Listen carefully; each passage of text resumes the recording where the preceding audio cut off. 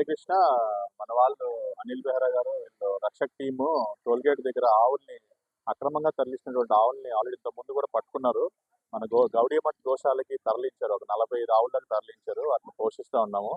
మళ్ళీ ఇప్పుడు మన ముస్లిమ్స్ అక్కడ మీటింగ్ జరుగుతుంది కదా, బహుశా దానికో దేనికో తెలియదు. మొత్తానికైతే మళ్ళీ ఇప్పుడు ఒక 65 ఆవులు అరౌండ్ పట్టుకున్నారు. మన వాళ్ళు పట్టుకుని పోలీసుతో కలిపి మళ్ళీ మనకి ఇక్కడ తీసుకొచ్చారు. సంరక్షించేటువంటి బాధ్యతలో భాగంగా మాకు ఇప్పుడు అప్పచెప్తున్నారు వీరు అనిల్ గారు. మాకు టోల్ గేట్ దగ్గర అక్రమంగా తరలిస్తున్నటువంటి ఆవుల్ని వాటిని ఏదో ఎర్ర చందనం లాగా ఆవులు ఇంత ముందు ఆటోలో వచ్చాయి కనిపించేవి. ఇప్పుడు వాటిని పట్టుకుంటామని చెప్పి మళ్ళీ పందా మార్చి ఇగో ట్రాన్స్పోర్ట్ వెహికల్స్ లాగా ఉన్నాయి వెహికల్స్, దాంట్లో ఇప్పుడు మళ్ళీ అక్రమంగా తరలిస్తున్నారు.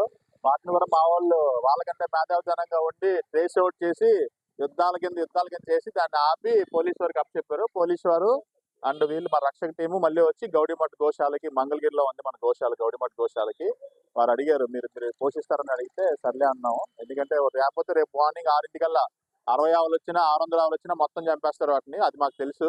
అందుకనే కష్టమైనా కొంచెం భరించాలనేటువంటి ఉద్దేశంతో, మానవతా దృక్పథంతో వాటిని మళ్ళీ 60 ఆవులను కూడా తీసుకోవడం జరుగుతుంది. తిరుపతిలో లడ్డు ఆవు నెయ్యి లేక నూనెతోటి, గోమాంసాలతోటి లేదంటే జంతువుల యొక్క నూనెతోటి ఎలా అయితే లడ్డు కంటామినేట్ అయిందో, ప్రతి మఠము అండ్ ప్రతి ఇండోమెంట్ టెంపుల్స్ కొంత ఆవుల్ని కాపాడితే, రక్షిస్తే దాని ద్వారా వచ్చేటువంటి ఆవు నెయ్యి ద్వారా మంచి శుద్ధమైనటువంటి లడ్డూలు తయారయ్యేటువంటి అవకాశం ఉంటుంది.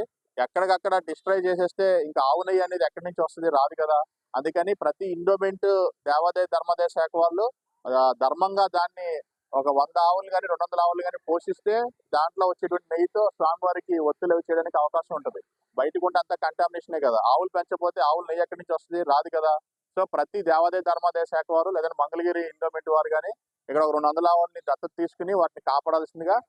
ఆవుల్ని పట్టుకొని గుంటూరులో ఉన్నటువంటి మున్సిపల్ కమిషనర్ గారు కొత్తగా వచ్చినటువంటి ఆయన, అది వరకు మేము గోవుల్ని పట్టుకున్నప్పుడు హిందూ సంఘాలుగా అక్కడ ఏదైతే ఎంగళాయపాలెంలో మున్సిపల్ కార్పొరేషన్ ఆధ్వర్యంలో నడుస్తున్నటువంటి గోశాల ఉందో అక్కడికి తరలించే వాళ్ళం.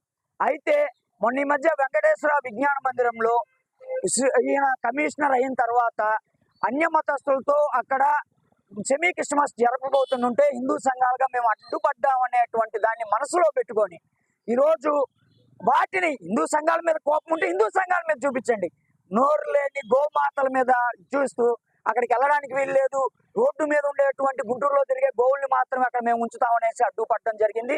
అందుకని ఎవరైతే గౌడీ మఠం వాళ్ళని మేము రిక్వెస్ట్ చేయగా వారు పెద్ద మనసుతో మంగళగిరికి తీసుకొని రమ్మన్నారు.